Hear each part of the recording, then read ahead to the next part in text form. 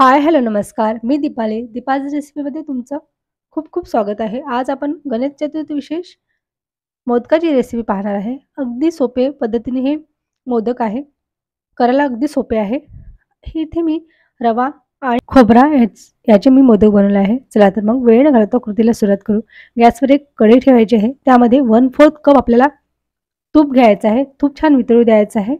छान वितळल्यानंतर इथे आपल्याला 1 वाटी आपल्याला बारीक रवा घ्यायचा आहे.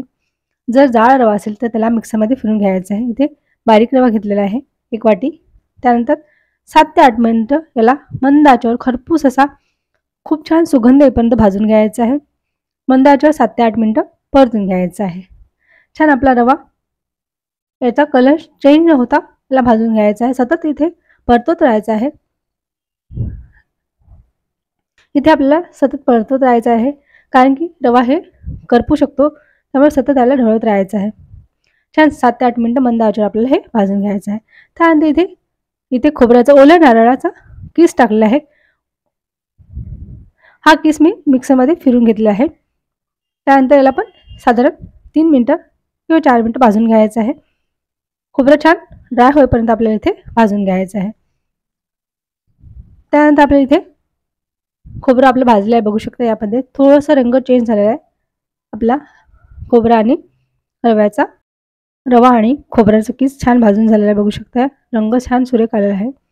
थोडासा ब्राउनिश असा कलर आला आहे. त्यानंतर 3/4 कप इथे मी साखर घेतली आहे. त्यानंतर लगेचच याला परतून घ्यायचं आहे. एखाद्या मिनिट याला परतून घ्यायचं आहे. त्यानंतर 1 कप इथे दूध घ्यायचं आहे. त्यानंतर आपल्याला हे छान मिक्स करून घ्यायचं आहे.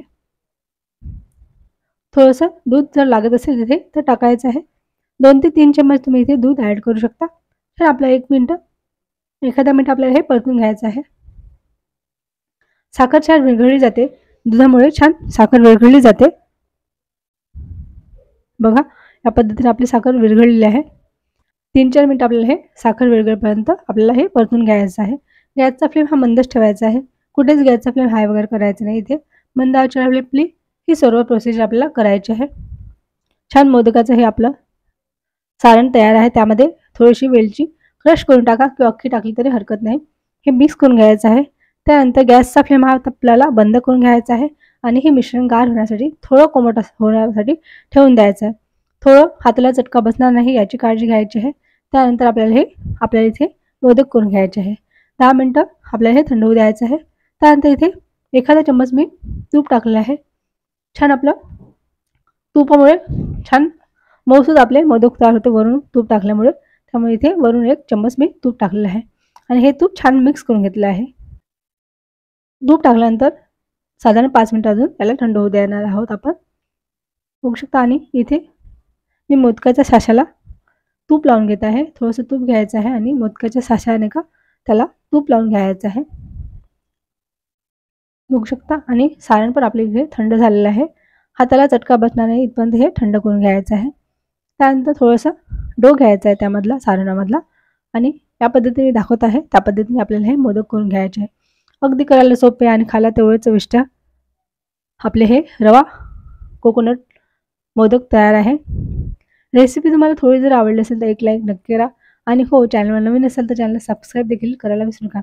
या पद्धतीने मी छान सारण भरून घेत आहे, बघू शकता. सारण भरताना आपण छान प्रेस करून हे सारण भरून घ्यायचं आहे.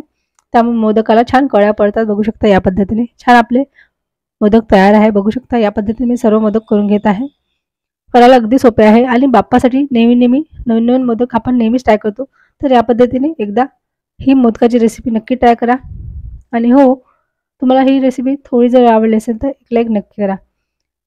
या गणेश चतुर्थीला ही मोदकाची सोपी आणि भन्नाट रेसिपी नक्की ट्राय करा. आणि चॅनलवर नवीन असेल तर चॅनलला सबस्क्राईब देखील करायला विसरू नका. अशाच पद्धतीने मी सर्व मोदक करून घेत आहे. चला तर मग भेटू पुन्हा नवीन रेसिपीसोबत. तोपर्यंत बाय बाय.